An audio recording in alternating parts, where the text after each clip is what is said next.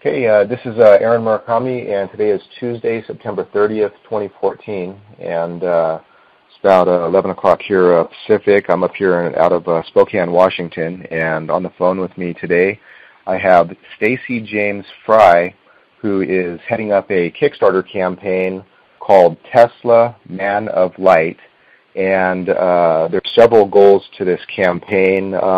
Stacy, would you mind just kind of telling a little bit about yourself and kind of what the overall bullet point mission of the campaign is about? Sure, yeah. First I'll just say hi, everybody. Nice to digital meet you. My name is Stacy James Fry. I'm the president and CEO of a startup, kind of an intellectual property company operating out of Calgary, Canada, which ironically just happens to be oil country. I was born and raised here, went to high school here, and then I left. Went across Canada and then back, ended up in Vancouver, and then ended up in a small town called Nelson, BC, which is kind of an alternative hippie town. A lot of draft dodgers from the 60s ended up there. I landed there when I was 21, spent a good portion of my life there, about 8 years. And it was during my time there that I came across things like what we're going to talk about. So this campaign that we're doing is designed to develop a major television drama for a major television network. I'll tell you how we plan on doing that. It's very realistic. And as part of that, also cultivate the market so that there's really no objection to, from a marketing standpoint or from a revenue standpoint within the business, to put this television series on television and invest the dollars necessary to do that. So the starting point is this Kickstarter campaign. It's called Tesla Man of Light. So if you go to Kickstarter.com and you search Tesla Man of Light, you'll see it come up. First thing you see is it's a sci-fi TV series. Don't get upset by the sci-fi part. It's just part of how we Trojan horse this into the market. And we do a graphic novel and a series of games. It's all geared to expose the story of Nikola Tesla, which from my point of view is an under-investigated story, even from a literary point of view. From what I've read, I've got a couple of books that I've read, which of course doesn't tap the whole amount of stuff that's out there. I've read the book Tesla, Inventor of the Electrical Age by W. Bernard Carlson. Of course, read Nikola Tesla, My Inventions and Other Writings through Penguin Classics. And then I've gone on to TeslaCollection.com and read a lot of the articles that were written by Tesla or about Tesla during his lifetime and some of the things that he was saying and doing at that time. So that's the limit of my understanding of Tesla from the literary point of view and what's available in the archives. I've also been looking at and have read, actually the thing that got me really into this whole topic was Gene Manning's book, The Coming Energy Revolution, which I picked up in Vancouver at Banyan Books when I was, I guess about 12, 13 years ago. Yeah, I guess it was 14 years ago now. Something along those lines. So came across that book, and it really opened my mind. I mean, I was already an open-minded person, having lived all that time in Nelson, exposed to people who said they had free energy devices, but I didn't really know anything about it, and I didn't see one in operation in front of me, so I can't claim that. However, it just was a time in my life when I was doing a lot of meditation, had a lot of success with that in respect to putting an end to compulsive thinking patterns, and when you do that, your mind just becomes an open vastness of space, peaceful, loving space. And from that point of view, became aware of and open to all kinds of ideas, including unlimited abundance of the universe. And the obvious translation of that would be free energy, or as I like to think of it, open-ended fuel sources. And wanting to pursue a film and television career as a writer and producer so I could get a lot of these ideas out there. Eventually established my company around a certain number of intellectual properties, and one of the first things I wanted to do was the story of Tesla. Ended up... Now, go ahead, yeah. You have some pretty big names of some people who are some serious mover and shakers in the film industry who you're working with. For example, Fred Fuchs, who produced Godfather 3 and Bram Stoker's Dracula. Yes, How did you manage to hook up with him and get him involved in wanting to produce a Tesla TV series? Because that's some pretty serious credibility there. Yeah, I'm obviously honored to be working with him, not just because of his credentials, but because of who he is and what he's told me over the last couple of years that I've been working with him. Here's a guy who was president of American Zoetrope for 12 years. That's Francis Ford Coppola's company. They were in San Francisco, and of course, George Lucas helped found that company, and there's been a lot of great films that came out of there. And more than just those 2 credits, he has 15 credits to his name out of that film company, including New York Stories, which I find to be a landmark film, even though very few people know about it. It was a film that was co-directed by Scorsese, Woody Allen, and Coppola, and it was his brainchild. And during that time, he wanted to do a Tesla movie, a feature film, directed by Coppola or someone like him. Lucas was involved as well, according to Fred, although to what degree I don't know exactly. He didn't extrapolate on that. Fred plays his cards very close to his chest, and that's probably why his friendships last a very long time. So how I came to him was pretty simple. I'd been struggling through the years to get myself off the ground in this chosen field.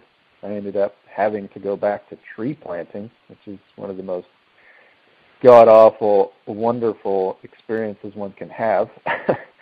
I don't know if anybody knows about it, but we actually physically plant 3,000, 4,000, 5,000 trees a day sometimes by hand. Wow. Repopulating the forests.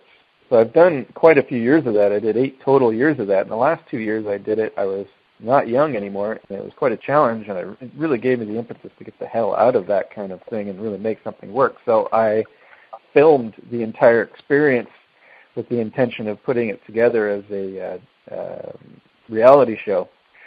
So during the day I was filming and planting, and during the night downloading things, and then putting it in the archive. When I headed home, I got it edited together as a trailer.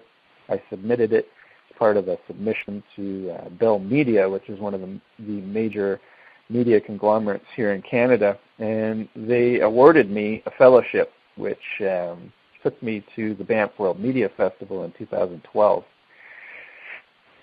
Part of that fellowship, they give you access to all the individuals, particularly development executives, who are there to develop content for television. And one of the names that jumped right out, obviously, was Fred Fuchs. Now, I didn't actually know him or of him before seeing his name listed there, but I saw that he was head of creative content at the Canadian National Broadcast Channel for quite a few years, and during his time there commissioned The Tudors, Borgias, Vikings, a few other very phenomenal television series that I was in love with.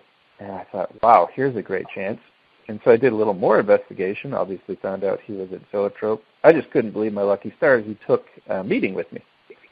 It was my first meeting of a 3-day experience in Banff, and he said, when I communicated with him by email, I sent him about 6 different proposals in about a paragraph format. One of them was this idea of doing a television series about Nikola Tesla. So when I sat down with him for my 15, 20-minute meeting, which happens, you basically get 20 of those all for the 3 days, and he said, well, I took this meeting because of this Tesla project you want to do. And he told me the history of how he had wanted to do it with Coppola. It didn't get off the ground for various reasons. He wouldn't extrapolate why it didn't get off the ground, but he didn't indicate a conspiracy. He just indicated that scheduling problems and other sort of issues prevented it from getting financed and off the ground, but that Daniel Day-Lewis was going to star and that Coppola was going to direct, and for whatever reason didn't get off the ground. So he was excited to do this. A year later, I asked him to be a part of this Kickstarter campaign. He said, sure, let's do it. And we recorded our portion of our video for that at the 2013 event. And that's how he and I came to work together. Okay, awesome. Now, if everybody goes to Kickstarter Facebook.com and search for Tesla Man of Light. When you go to that campaign page, towards the top, there is an introductory video, maybe about 10 minutes or so, and that gives a really good overview of who's involved behind the scenes and what their roles are. So besides Fred Fuchs and, on the TV or the TV series production side of it, there's also plans to create like a video game. Is this for like smartphone apps, Tesla games, or like desktop games, and who's behind that? And sure, how does that fit in?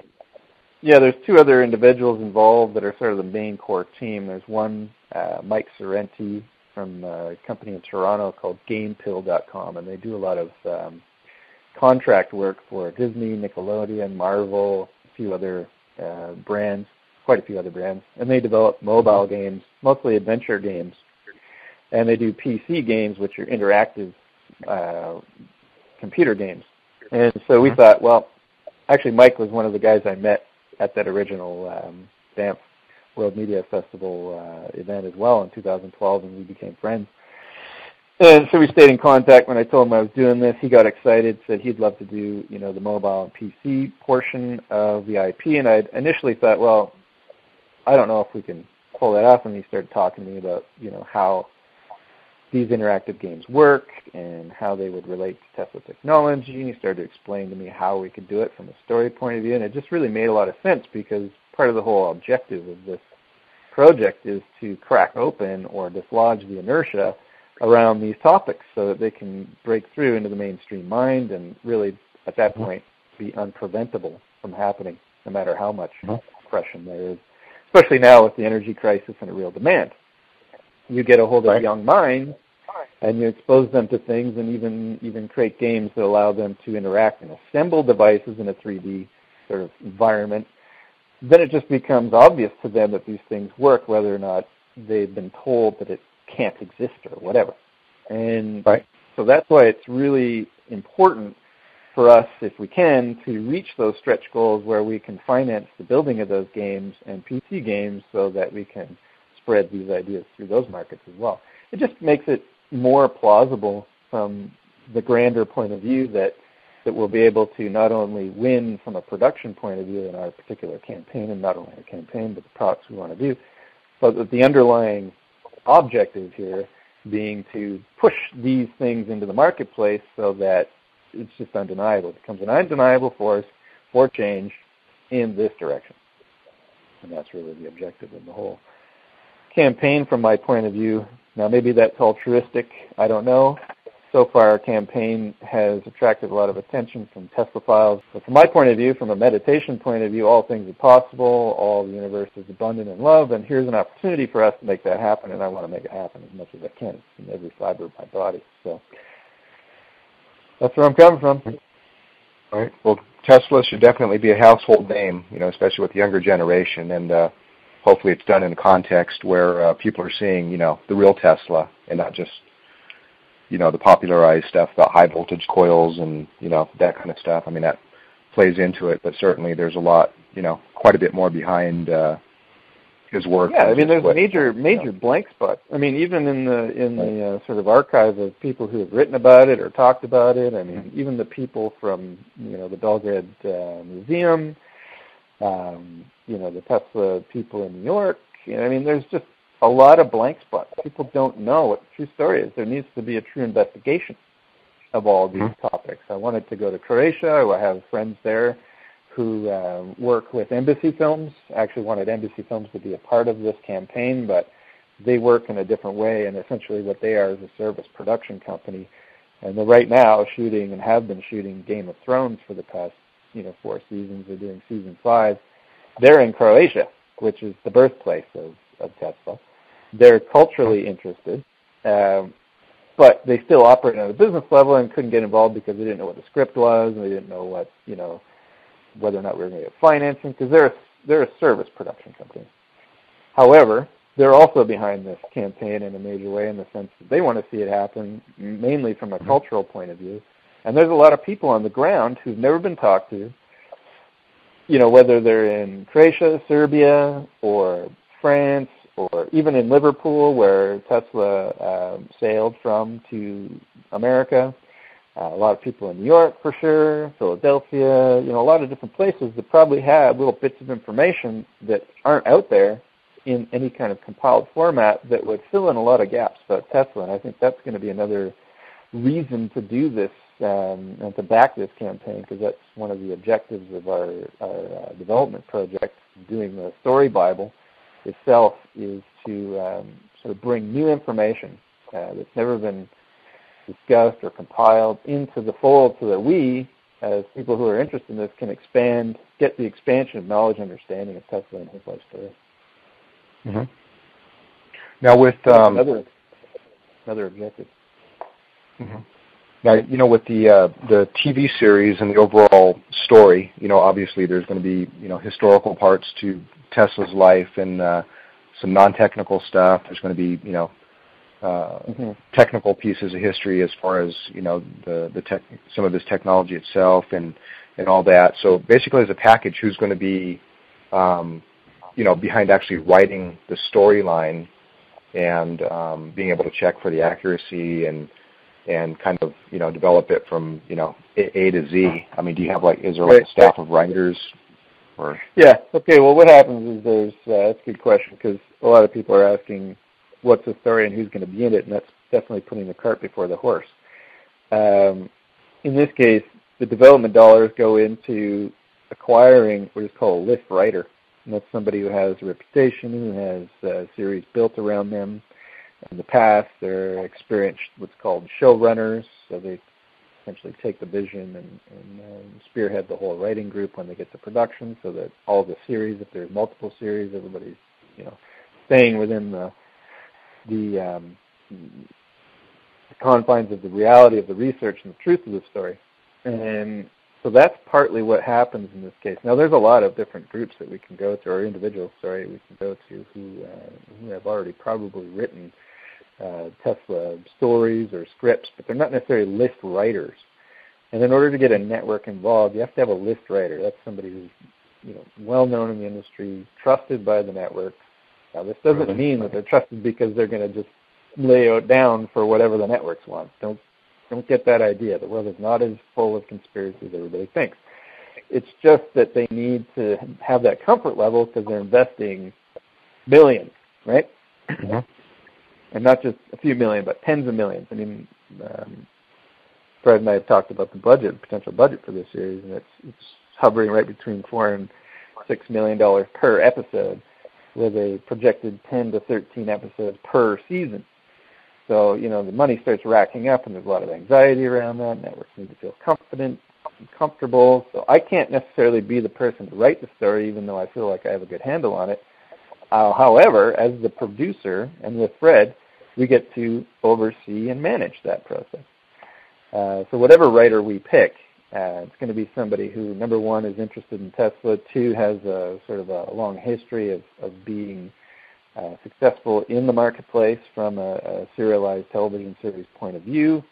I mean, I can think of a few things. There's one writer in particular that Fred's worked with quite a bit, and he's done the last 4 TV series that I really love, which are The Tudors, Borgias, Vikings, and Camelot. He wrote all 4. And so we may get him, we may get someone else, but, with Fred's reputation, we attract a lot of very talented but also very successful people, so that, every time we add these people, the probability of success just increases. Does that answer your question? Yeah, no, absolutely. Now, as far as, there's, I have quite a few associates who are, pretty well known for their technical background and ability to actually replicate, different technologies relating to Tesla. But one thing that helps to give them such a great understanding of what they're doing is that they also happen to be historians. And not just technical builders. And so if there's, if you would like to actually, talk to some of these people to get their take on the Tesla history and, any kind of technical consulting on the technologies themselves, I'd be more than happy to connect you with anybody I know that might help push that along and help give. Well, what we're looking for, and I reached out to people like Adam Tremblay, and I did actually write a message to your friend there online that we've been talking about, who I didn't know about before. But say his name again. Yeah. You're talking about Eric Dollard. Yeah, Eric Dollard. We were just looking at his cosmic induction generator and things like that. So this is what I'm talking about. I mean, the beauty of a TV series like this is a good portion of it's going to take place in Tesla's laboratories. Because that's where Tesla always is, right? He's working there. I mean, when we construct a series, we got to think of the sets, right? So we think of Delmonico's, where he loved to go to eat in New York, and who's at Delmonico's? Well, everybody's at Delmonico's. Everybody you can imagine: Rockefeller, J.P. Morgan, the Rothschilds, all these people who are, more or less pointed at as those who undid or undermined Tesla. Well, guess where they all hung out together? Where they actually physically, in fact, interacted. Well, you've got Delmonico's. Then that whole side of that world can be explained in that setting. The rest of it is in Tesla's laboratories or on his project sites. And as I was saying to you earlier, one of the things Fred and Coppola did for Bram Stoker's Dracula is they decided that they were going to do nothing but in-camera effects for that film. So nothing. And that means no computer-generated effects. No computer-generated effects whatsoever in that film. It's all in-camera effects. It's actually physically being done on set somehow. Whether it looks the way it actually is or not is irrelevant. It's actually physically being done in some fashion or another. And I see that being our approach to this particular series, because this creates the opportunity through our production budget, our set design, and our art direction, and all the different production elements and costs that go into. We can funnel a lot of that into creating an environment that is physically operational from a device point of view.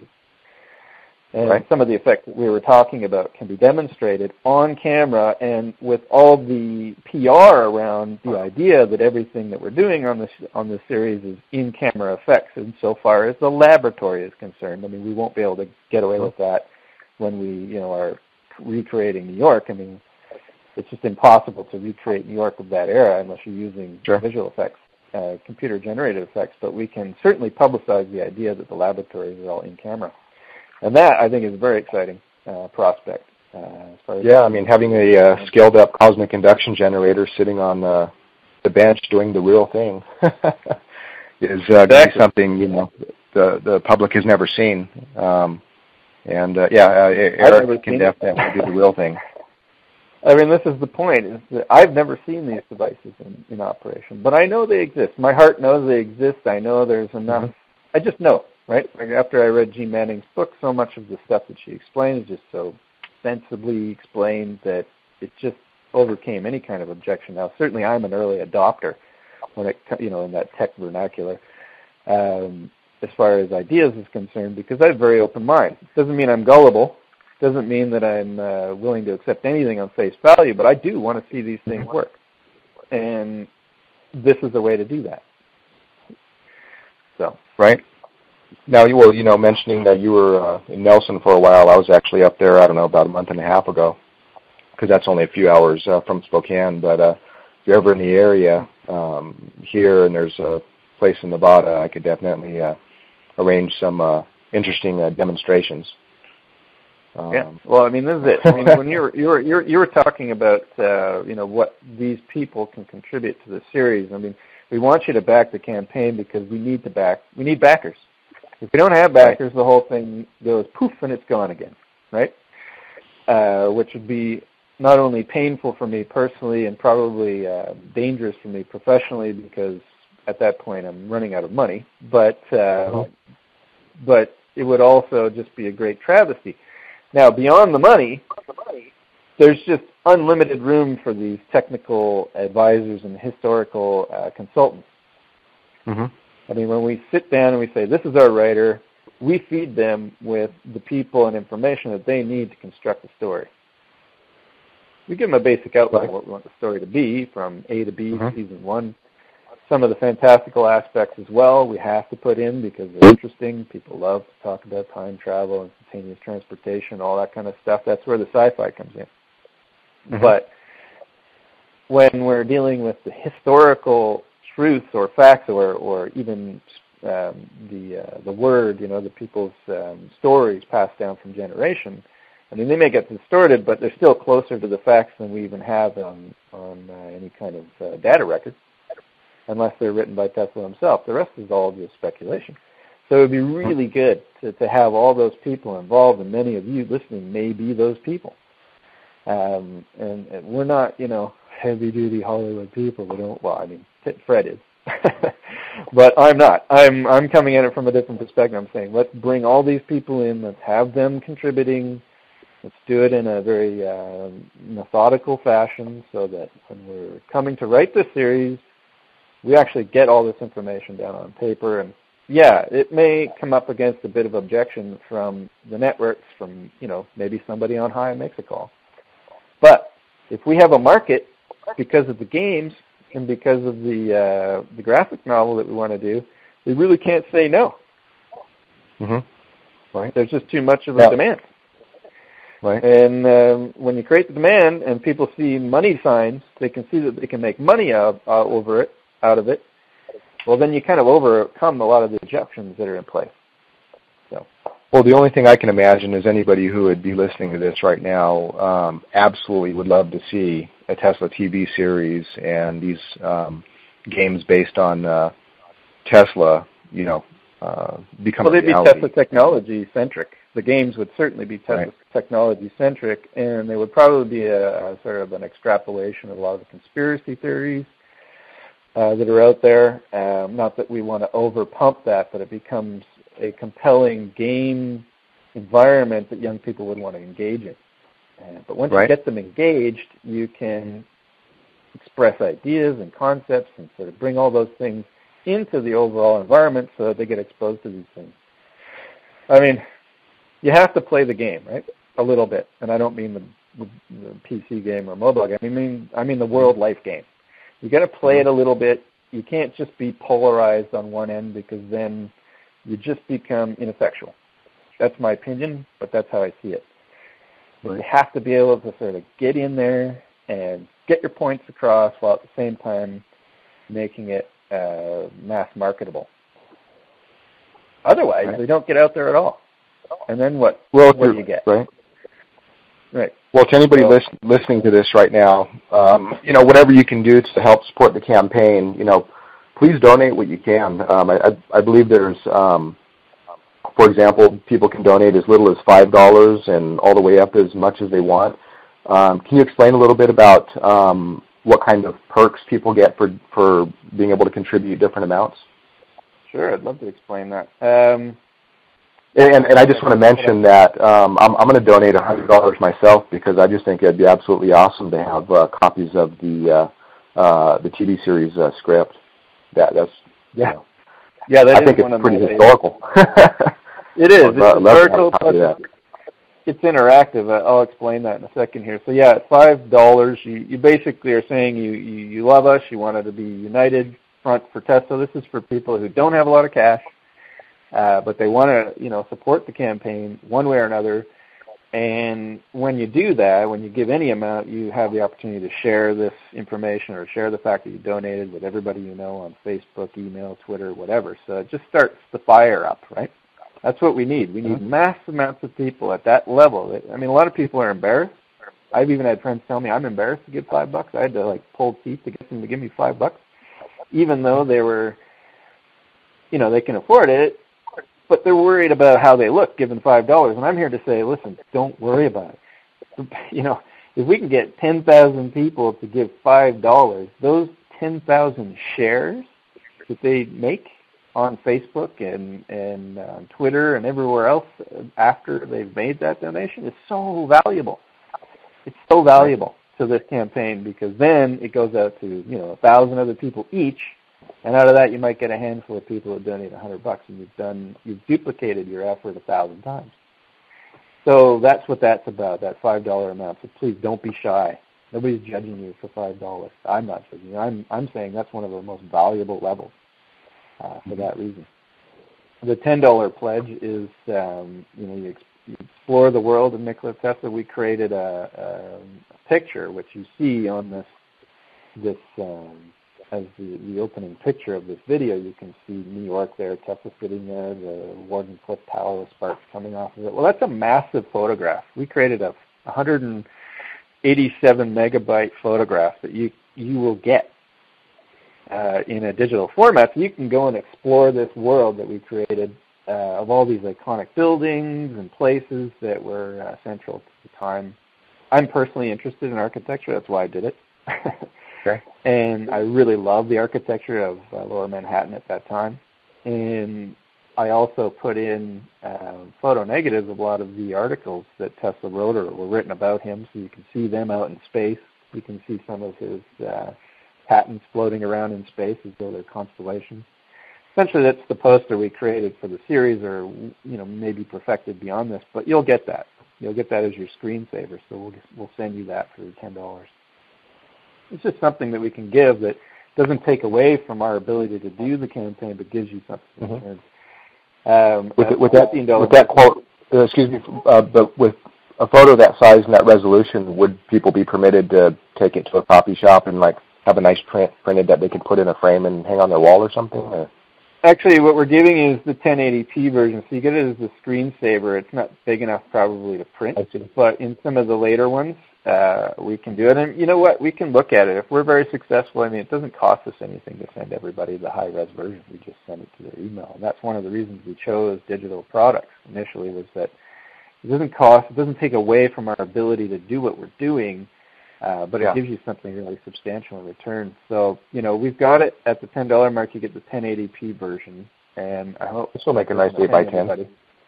Yeah, it's an 8x10. Of course, they can print it out. Yeah, that would be nice. Yeah, it would. I'd love to see it on everybody's wall. The artwork is all part of the fun, right? Right. And so at the $15 mark, because a lot of people do like merchandise, we added a Tesla keychain, which is basically a keychain that you can use to put keys on for your house, and it just reminds you that you've backed us at that $15 mark, and you got something for it. At $20, we've got the Insiders Club. This is sort of where we sort of invite people into the idea that you have an exclusive membership where we start feeding you insider information that we won't release anywhere else, and that is really the behind-the-scenes look at what's going on in terms of our development of the series, information on how that's going, even news reports on what our meetings went, how they went, with different networks. And it really gives you guys an opportunity to make a fuss if you feel like, and sometimes it is a little bit stupid what goes on in this industry. So it's an easy way for us to remind you that there's a bit of stupidity and ignorance going on here, and you make a big fuss, and a lot of times that'll change the network's mind. Mm-hmm. So you get that information at $20. You basically get all that information. You get the keychain, and you get the picture, and you get your name listed. Each reward tier comes with all the previous reward tiers. Okay? So if you buy 20, or if you get in at 20, you get the 15, you get the 10, you get the 5, and you get the $20 reward. So you get it all together. At 30, we've got Tesla coffee mug. So that's pretty cool. Tesla Man of Light coffee mug. That's something you want to get. A lot of people like that stuff. We just want people to back us. So we're trying to get them something that they like, right? At 35, they got the Tesla tote bag. So again, you become a walking promotion for something you truly believe in, and it's not just merchandising for merchandising's sake for some media conglomerate to make money. It's actually to, again, burst this bubble on why people don't know about Tesla, and the idea is it gives a talking point for people to talk around. Say, oh, what's that tote bag? Oh, it's a Tesla tote bag. I backed this TV series. What's a TV series? Well, you don't know about Tesla? You become an educational tool in the world. At $40, we've got the development dossier. Now, this is where you receive, again, an exclusive access to a development dossier. So what's in that? You get the story trees, which I think will be very interesting for people to see. And that's the actual point-by-point story trees of what each major character, and we have a possibility of up to 100 major characters, literally. When you think about it, you've got Rockefeller, you've got his wife, you've got J.P. Morgan, all those guys. You get the Rothschilds. You get those guys. You get all the titled nobility hanging around at that time. You get the best names from that time filtering through New York, whether it's anybody from Amelia Earhart to you name it. I mean, Frank Lloyd Wright was a contemporary. I mean, when you've got New York as a major character in itself, you can bring all these people in. And so all their story trees would be available, development images that we create, complete video interviews with the team. These will be ongoing that we produce. So you'll get a private username and you'll log in and you'll be able to access story notes, development artwork, and all sorts of bonus materials. And, of course, you get the Insider Club and the Tesla Fan and all the previous rewards. Now, the portraits, at the $60, we've created some portraits, which are character portraits of the main characters that we see being not only in the TV series, but in the PC game, the mobile game. And you get to pick 3 of the digital portraits. Again, you can print these. They're full HD resolution portraits. They're about 3 feet by 2 feet each. So they can be printed and put on your wall or your office or wherever. And you have exclusive rights to do that. You also get the development dossier, the Tesla Fan, the Insider Fan rewards. And if you want additional portraits, you can buy them for $5. We're going to have up to 9 to start. Obviously, as we get the money from the Kickstarter, we'll have a lot more development images as we come out. At the $100 pledge where you're going to put yourself in there, I think, for me anyway, this is one of the main interests. It's the pilot script and the storyboard. So this is the award you'll be invited to essentially see the complete pilot script before anybody else even sees it, and including the storyboard, which is just a basic storyboard, but it'll show you the action. And you get also the Tesla portraits, you get the development dossier, you get the Insider Club and the Tesla Fan rewards. Now, part of this particular backing pledge amount, the $100, you get to, when we deliver this story to you, it's in a format, it's an app. So it's a free app that you download to your smartphone, whether it be Apple or Android or Windows-based. Mm-hmm. And that app, once you've read the story in its script format, you get an opportunity to give us feedback on the various different aspects of the story. So you can literally vote as to where you want to see this story go. So you really get to put your stamp on it in the development phase. And I think this is important, particularly for people who have invested a lot of their time and energy in becoming open-minded enough to say, hey, I know this stuff exists. I want to see it in the world for positive change because I'm sick and tired of oil and gas wars and all the rest of the crap and nuclear meltdowns all over the place. You're getting to invest your time in a rewarding fashion that actually helps us define the story so you can decide where you want it to go. And it also tells the audience, or sort of the network, hey, we've got an invested audience. Not only have they agreed that this is the story, they've actually contributed to it. So there's really no arguing that this is the story that has to be made. A way of protecting the story. Between us, that's what that's about. And of course, you can add on whatever, but that's up to you. So at the $100 mark, that's what you get. If you're backing us, now people call these donations. They're not donations. You get stuff for this. So every time you're backing us, you're backing us. Don't consider it a donation. We're here to reward you for these things. So I just want to keep saying that because a lot of people call it donation. It's not a donation. You're backing us and you're getting something for it.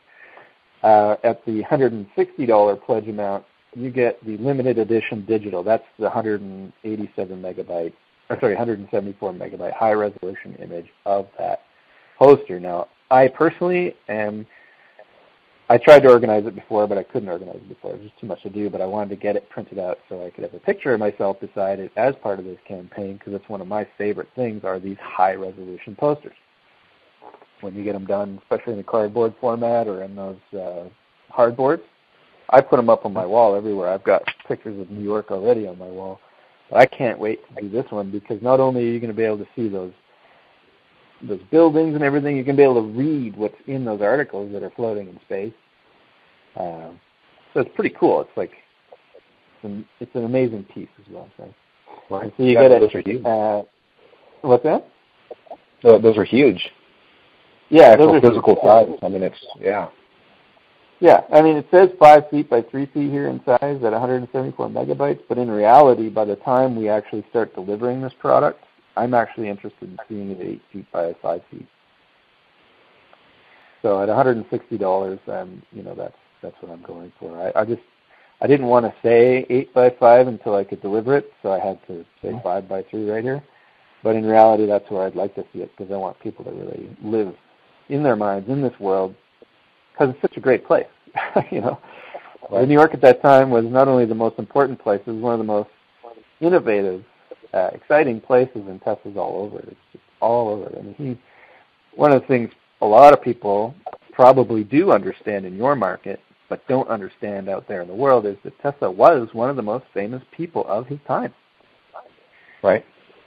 Yeah, scientists used to be celebrities, but not so much anymore. Right. Well, he was super famous. I mean, people traveled the world to meet him, and they went to New York. And this is what I mean. Like, he's even tied up with Hitler in various ways. There's a friend of his that actually traveled or was a writer for the World magazine, which was published by one of his other friends, that was sort of picked up or caught the attention of Freud. And Freud said, hey, why don't you come and interview us, because I can see you're into this whole nihilistic stuff and all that stuff. And so he wanted to be interviewed by this particular writer. And so this writer went to Europe and he interviewed Freud, and the next guy he interviewed was Hitler in 1923. And then he went and interviewed Mussolini, and then he interviewed blah, blah, blah. And then he went back to Tesla and told him about all this stuff. So there's direct connections to every major world changer that put their stamp on the 20th century.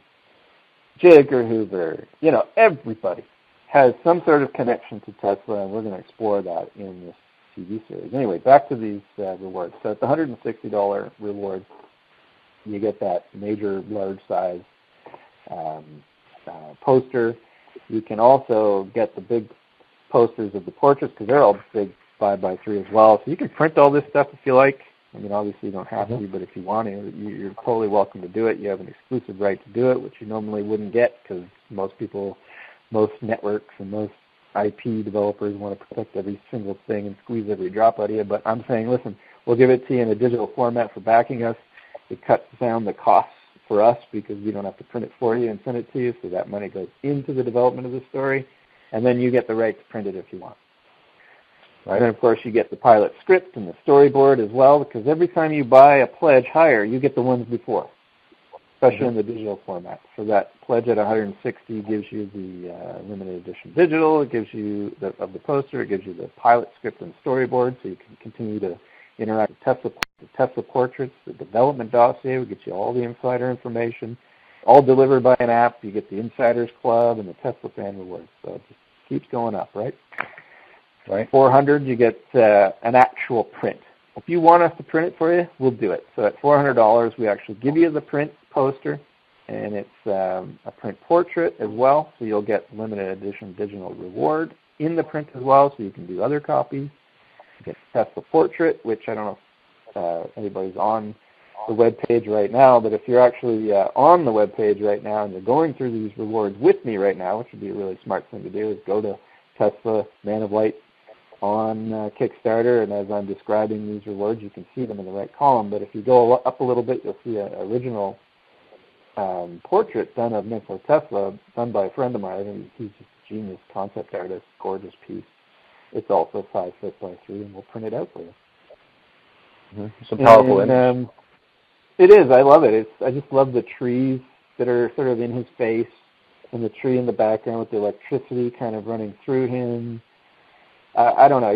He's an unusual artist. He's very talented, and he's a bit of a savant as well. He's hard to actually nail down and get him to do the work, because he's just so wrapped up in fanciful ideas. But he managed to do this, and he managed to do all the other portraits that are listed on here that you'll see, which is just gorgeous work, right? Just gorgeous stuff.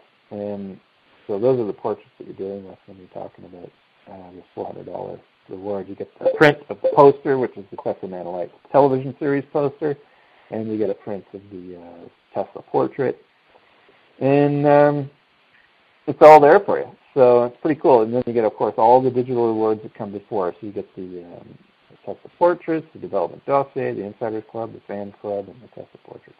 At 800, we give you a vinyl one. This is, again, I want to do an 8 feet by 5 feet. I got it listed here as 5 by 3. But until I can deliver that 8 by 5, I'm just not able to say that that's what we're rewarding. But you'll get a vinyl poster. So we're including the limited edition digital poster as well. So you get that. You get the pilot script and the storyboard, the Tesla Portraits, the Development Dossier, the Insiders Club, and the Fan Club, and you get this vinyl print of the series poster. So I love that reward. Nobody's bought one yet, but hopefully we'll get some people out there. We got somebody who got in here at 1600, original artwork. This is very cool. This goes back to Jan Sovak, who we didn't really talk about, but he's a very accomplished illustrator. He's also just happens to be the director of new exhibits at the Czech National Museum, which is one of the most important archives of historical artifacts and data in Europe. Anybody who's ever been to Prague will note Prague itself is really just a big, giant, human-occupied museum. So the museum there is very important. It has 12, I think, main structures. It's got 3 major castles. It's got 14 million items. He's the director of new exhibits at that museum. He's a personal friend of mine. He lives here in Calgary, ironically, despite all of his historical significance and the stuff that he's done. He's also the original illustrator of Jurassic Park. He's good friends with the writer of Vampire Diaries and people like that. I'm sure a lot of your audience doesn't give a care for that, but if they do, he did have a major influence on that becoming successful. And he's really highlighted director. Go ahead. And he there's a segment on him in the video at the top of the campaign pages. And he's in the video as well. All the major players are in the video, so you'll hear directly from Fred talking about why he wants to do this series and how he sees it, and where he sees it landing in terms of the networks and why we're doing it. Same with Jan. We're in his 19th century menagerie, which is kind of like a typical library that most people of that era would have. Well, he just happens to have one in the basement of his house, where he has a real skull of a saber-toothed tiger, for instance. He's got, all kinds of battle axes from the day that he's personally collected. He's got a shank from where is that? Alcatraz. It was originally made. I mean, he's a fascinating, humble man, and he just does amazing work. And so he's our art director all the way through, whether it's the television series, the graphic novels, of which he historically has done over 300 books that he's illustrated over the years. And he's a big part of this. So the original artwork at $1,600 is actually original artwork by him or his team done for Tesla Man of Light that actually has a signature and a personal message on it sent to you. So it's the original piece. It's not a copy. Right? It's the original piece. Right? And it's hanging on your wall. And it's his artwork and or anybody on the team. So his name, and because he directed it, and whoever the artist is will sign it, and we'll send it to you. And, of course, you get the limited edition digital. You get the pilot script, storyboard, the Tesla Portraits, Development Dossier, Insiders Club, and more. And now this $8,000, we've sold 2, and I think one other person's going to buy one real shortly here. And we're hoping we sell more of these for people who are kind of at that. If we can get the word out, get those executives out there who fancy getting into the film industry or just being a part of it somehow, have a lot of disposable cash, want to have some fun. 8,000 is actually attendance at the Banff World Media Festival with Fred, with Jan, with Mike Sorrenti, our games developer, and myself, and anybody else at that point in time who are connected to this series. And we'll have our private dinner there. We'll have executives from different film and TV companies who will give closed sessions on lectures. This is just all part of the Banff package in general anyway. And so it's quite an experience. So anybody who wants to really see how things are done from the inside of the industry can go. Now, the Banff World Media Festival is held at the Banff Springs Hotel I don't know a lot of people in the States who will know of that Banff Hotel, but it's literally a massive castle. It's the original choice of location for Kubrick's The Shining, but he couldn't get a hold of the whole hotel for the amount of months and time that he wanted because it was just too expensive. So he didn't get to shoot there, which is a pity because it's just a fantastic place. It was built right around the time of Tesla in New York. It was built in 1900. Actually, it was originally built in wood in the late 19th century. It burnt down, and this is where the whole ghost thing comes in. And because that hotel has that sort of reputation of having ghosts, they promote it, of course, right? And then they rebuilt it as a stone castle after that. And there's portions of the building that are actually from the original wood structure, but most of it's now this stone structure that was built, I think, in 1907 or 1908. A lot of people went there. There's a great story that we want to put into the television series. It's kind of a subplot where the white heavyweight champion of the world, who was this real guy in 1911, was going to fight somebody in New York, and the guy got injured. So they went looking for somebody to fight them. And I don't know if anybody's ever heard of the Calgary Stampede, but the Stampede was just getting going. We had our 100th year centennial. I'm not particularly fond of the Stampede, but at that time it was a big deal. And it was happening, and guess who should show up but the white heavyweight champion of the world, along with Carnegie and Vanderbilt on a little road trip on one of their train lines. And they show up at this thing, and the white heavyweight champion fights this guy. Okay, I've seen a photograph of this. Guy's in the ring with this farmer, this Ukrainian farmer from out in this area. Has never been in a bare-knuckle fight match before that we know of. Anyway, minute and 36 seconds into it, he kills this guy from New York. Right in the ring. Mm-hmm. White heavyweight champion's dead. The place goes wild. They burn the barn down, and the guy's cremated in the barn on the ring. Wow. It's a true story. Mm-hmm. It's a true story. This is a funny thing. I mean, these are wild, true stories. I mean, this might be like half of an episode kind of thing that we get into it, but it just shows kind of the intensity and the wildness of that time out west. So a little subplot that I'd like to put in there. Anyway, so this reward, $8,000, gives you access to that event. Another thing I want to say about rewards is that there's a whole new set of rewards that kick in the minute we break 90,000. The minute we break 90,000, we're going after a stretch goal, which is the story Bible. If we break 200,000, we go after the mobile game. It brings a whole new set of rewards into here. So each package will just have things added to it. So if you buy now and you help us get to those stretch goals, then obviously you're getting more rewards as we break these stretch goals. By the time we're done, if we get to our top end stretch goal, which I have no idea, it's total mystery to me if we will or not. But if we do, then the rewards attached to each one of these levels just becomes more and more and more. Well, it's certainly going to take, everybody working together, not just people involved with the campaign, but anybody who's interested, definitely donate what you can, from $5, all the way up as much as you can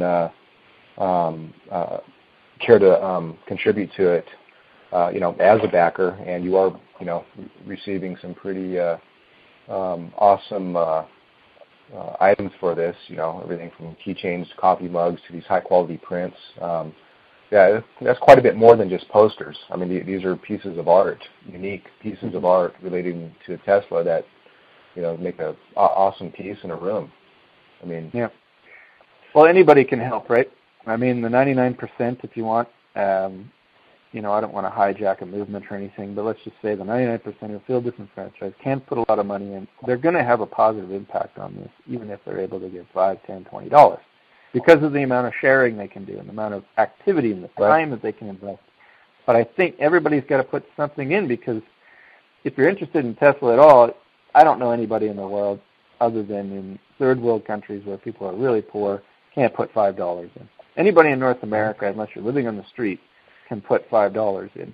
And with that $5, you're really showing that you're going to do something. And on top of that, it gives you more of an impetus to actually get involved and share and spend your time and do all of that.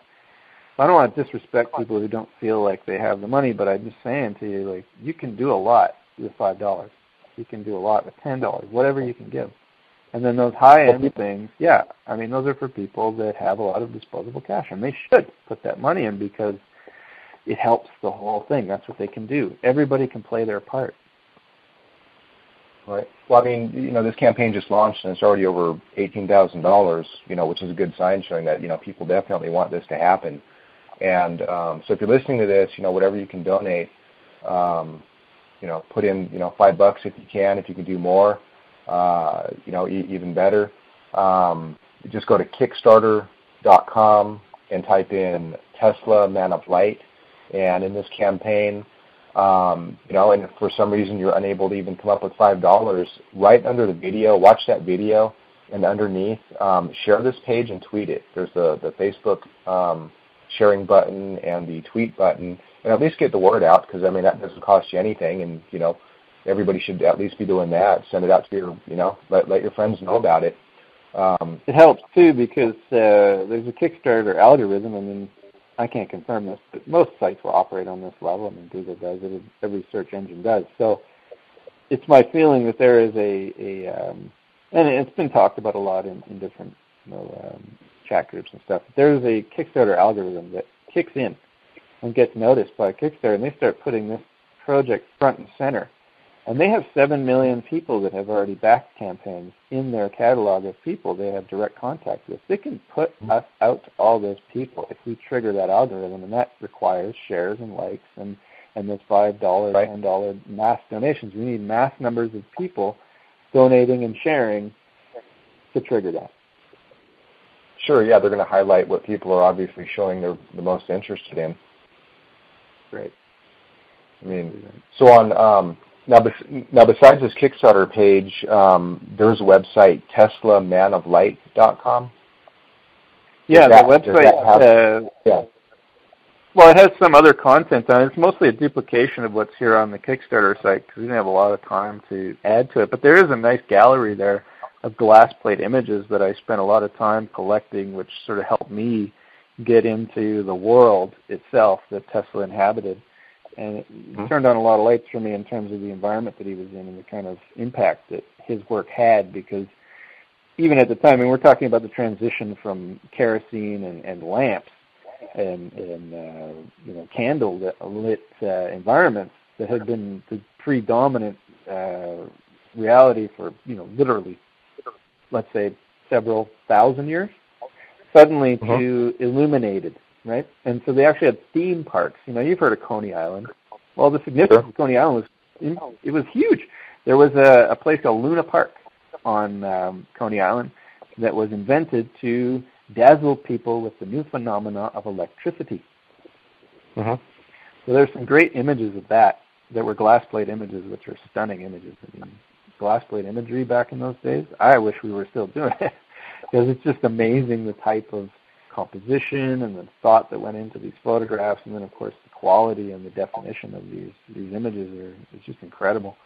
You can blow up all these photographs to 8 by 5 feet if you wanted. That might be something we do later as a way to merchandise in order to fuel the creation of the series and keep it profitable, so that there's really no objection from the marketplace as far as inviting it into the marketplace for mass exposure. But some of those images are there, and it really gives you some insight into the people and the time and the aesthetic of that time. Because on one side, it's a period drama, right? And we have to recreate an era in New York with all that architecture, with all that beautiful aesthetic, and the fascination, the sort of environment, the collective conscience waking up to this idea that electricity is now possible, and we can do things with electricity, and then that whole thing being hijacked by fossil fuels. It's a really fascinating time period, and I really think that's integral and central to the storyline. So it's all there, right in photographs, right on the website. It's beautiful stuff. We've got our video there too. You can look at it. And of course, it leads people to the campaign page. It's got a button that says "Can't back this project," and it'll click you right to the Kickstarter page. So you can go there too, and you won't get lost. You can head right back to our campaign page. And I just want to restate that, this whole campaign, little by little, and, looking at it holistically, a lot of you listening to this right now are probably, fans of Eric Dollard's work, Paul Babcock and Jim Murray, and, other people whose work, we've been publishing for a while, either through the conferences or they're contributing into the forums and that kind of thing, is that, this is an opportunity for, people such as Eric Dollard's work getting out to the mainstream eventually, raising the awareness of that, so it's not just in this, bubble, network of so-called free energy enthusiasts or, whatever you want to call it, but, because a lot of this work is so important, but it needs to really kind of get out there, and this whole campaign, this TV series, the games, or an opportunity to help make that happen. Yeah, and, this work is, we don't know how impactful it is yet until it comes out in the mainstream. We don't know what impact it's going to have on society. It is dangerous in a lot of ways. It's like opening a Pandora's box, but, it's got to happen eventually. Otherwise, we're going to ruin ourselves with this nuclear stuff and with the fossil fuel wars and all this crap that's going on that just has to end. And this is one of the ways to end that. No matter what comes next, we don't know. It's going to force us to take a lot more responsibility for who we are when we have suddenly access to free energy. It's going to change the political landscape because we're not going to be under the influence of a single group of people as much as we were. But that also puts the emphasis on us as responsible adults to manage ourselves in the scope of free energy. It's going to change everything. I can't fantasize what it's going to be exactly, but that's what we're talking about. We're talking about pushing it in mainstream. We're talking about doing it now. I told you before, the reason my company is called Maya Media is I spent 20 years investing my time in studying the calendar and studying my cosmology, and not only from the sort of New Age perspective, but academics and all the different cutting-edge fields. And I can tell you that turning point in 2012 is about this kind of thing. Not just about this, but it's about this kind of thing. Mm-hmm. It's the end of the old world. It's the beginning of the new. We're at that turning point. That's what this is about. Well, we can definitely see it in the world around us. I mean, the light is getting lighter and the dark is getting darker, and there's this big polarization, and, we need to definitely do whatever we can. People in Ukraine are willing to die to not be part of a system that doesn't work in Russia. Mm-hmm. What are we willing to do? Are we willing to dislodge a few dollars? I mean, I don't want to belittle people, but it's just we have to be willing. Right. And I know that your audience is because they're actively doing it, but it's time to break out of that bubble, as I say, and I'm not saying that in any kind of derogatory way. I'm just saying I've never been exposed to this stuff physically in front of me. I want that. Mm-hmm. This is how I've figured out a way to marry my passions with that desire. Sure. Well, there's definitely a lot of synergy here with what your vision is and where this campaign is going, and a lot of people that I'm connected with, and a lot of people who have been following a lot of this work, and so I'm happy to be a part of it. Right. Yeah. And this is one of those opportunities. It's a very public forum. It makes a statement. Right. I mean, they already did it a little bit with the Tesla Museum. That was a huge step forward. They even had Elon Musk jump in, even though I know Elon is really possibly, I don't want to belittle the man, I don't know the man, but from a business point of view, it's great marketing, right? Mm-hmm. Well, I'm hoping we can make a big enough splash that he sees the marketing potential for his car company. Love it or hate it, it can help us. Because the end goal is the end goal. How we get there, even if we have to compromise just a little to get there, even if we have to, I'm not saying we're compromising at all by being involved with him. I would love to meet him. I would love to talk to him. I think he's really keen, actually, on figuring out how to use ether fuel the way you were describing it to me earlier, because he's out there in space with his SpaceX. Well, there you go, direct connection to this fuel source. I'm sure he's interested. Well, he's already rocking the boat enough with what he's got going on. That's my point. So we got to help him help us. You know what I mean? Like everybody's trying. I believe everybody's trying who is trying, and we just got to let everybody do our parts and not get on each other's back about it. Just do what we can. Right.